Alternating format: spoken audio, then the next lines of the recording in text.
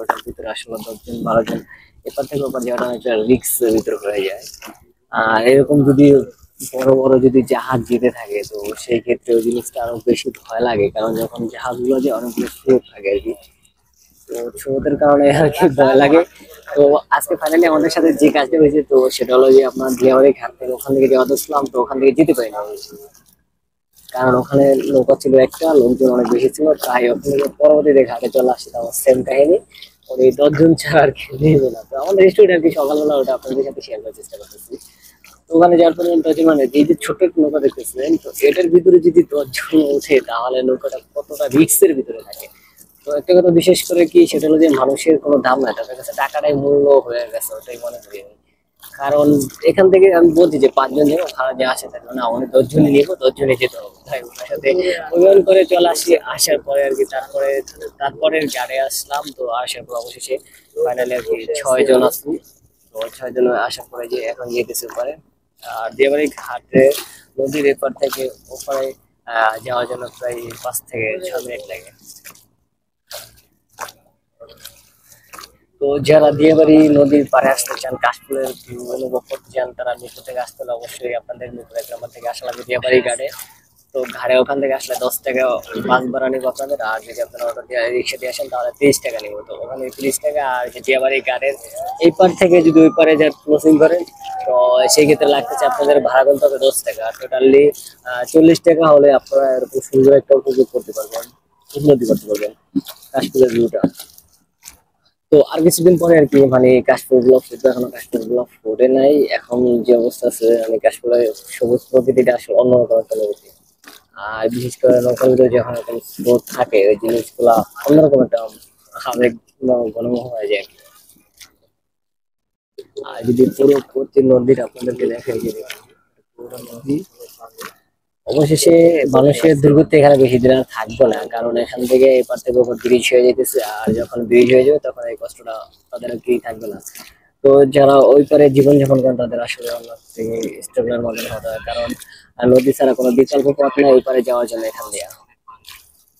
আর একটা ব্রিজ আছে, তো সেক্ষেত্রে হলো বিরুলিয়া ব্রিজ, এটা অনেকটা দূর, এখান থেকে প্রায় 2 কিলোর উপরে হবে আর কি। তো সেই জন্য এখানে যে মানুষগুলো বসবাস করে তাদের জীবন মান অনেকটাই মানে কষ্টের মাধ্যমে, কারণ এখান থেকে নদী ছাড়া তো, নৌকা ছাড়া তো সচরাচর এপার থেকে ওপার যাওয়া যায় না। আর বিশেষ করে সবচেয়ে বেশি উপকার হবে যখন এখান থেকে ব্রিজটা হয়ে যাবে।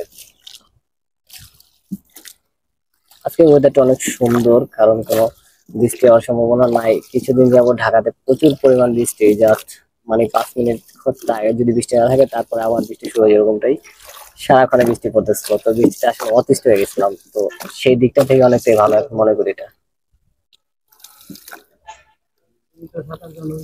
অবশেষে গায়েস মানে আপনাদের সাথে এসে কথা বলতে চলে আসলাম নদীর এই পারে।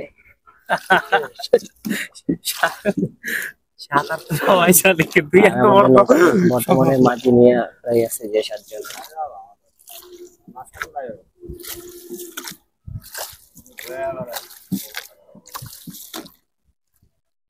আর বিশেষ করে জায়গাগুলো দেখছেন পিছনে, যে জায়গাগুলো আসলে জায়গাগুলো কিছুদিন আগে আসার পর দেখলাম একবারে মরুভূমি অঞ্চল, গরিবের দুবাই। এখানে যদি ভিডিও করতে ভিডিও দেখতে পাবেন যে গরিবের দুবাই নামে, কিন্তু এখন এসে দেখি একদম পুরো গরিবের দুবাই না, এখন গরিবের শহর হয়ে গেছে, শহরে পরিণত হয়ে গেছে। দেখুন গাইস, মানে ঘর বাড়ি সবকিছু অন্যরকম একটা।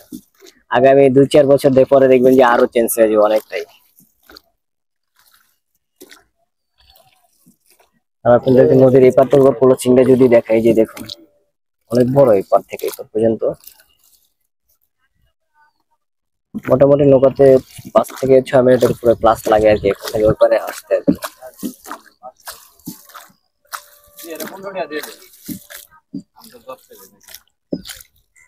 তো অবশেষে ঘাটের কাছে চলে আসলাম।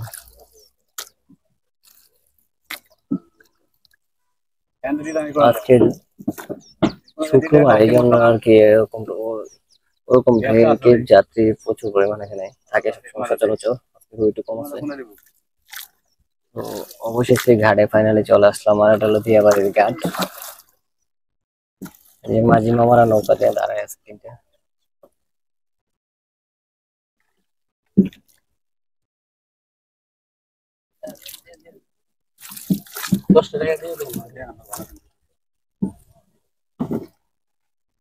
গাইস অবশেষে ফাইনালি আপনাদের সাথে শেয়ার করতে করতে চলে আসলাম একদম নদীর পারে। আসার পরে আর কি এখন আর কি নামার পালা। আর যদি আপনাদেরকে ঘাটটা পুরোটা আমি দেখাই, এই যে ঘাট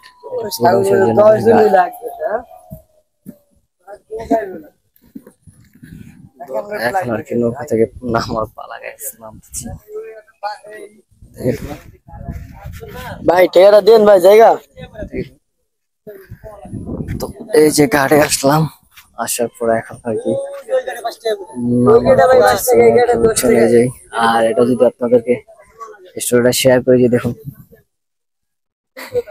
তো এখন আর কি এখানে যে পাহাড় পাহাড় দিয়ে একটু উপরে উঠতে হবে, উঠছে পাহাড়ের মতো আর কি এটা পুরাটা। এই যে হাঁটি হাঁটি পাহাড় করে পুরো উপরে চলে আসলাম।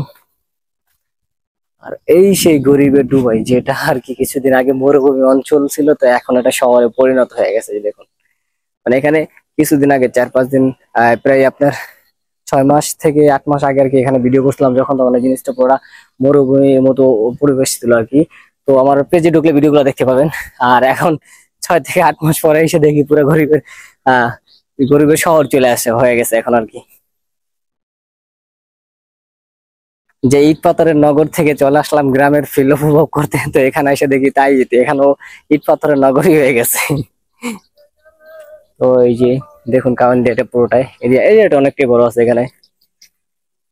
তো শুক্রবার দিন আসলে হলে আর কি এখানে লোকজন প্রচুর পরিমাণ আসে, সবাই ঘুরতে আসে এখানে, অন্যরকম একটা অনুভূতি উপভোগ করতে পারবেন।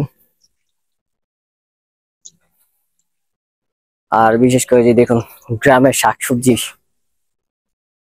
যেখানে সবজি, তারা সবজি চাষ করে থাকে।